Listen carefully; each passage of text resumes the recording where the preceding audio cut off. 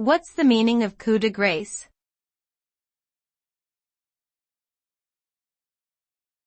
Coup de grâce.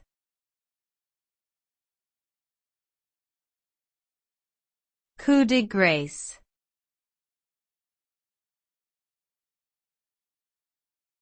Coup de grâce.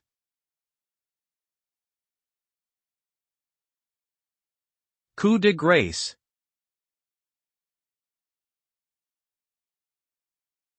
Coup de grâce is a French phrase that refers to the final, decisive blow that is delivered to defeat an opponent.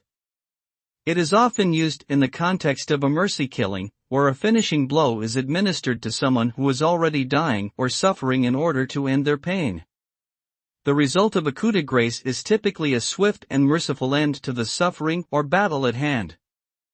In general usage, the term is often used metaphorically to describe a final, decisive action that seals a victory or settles a matter once and for all.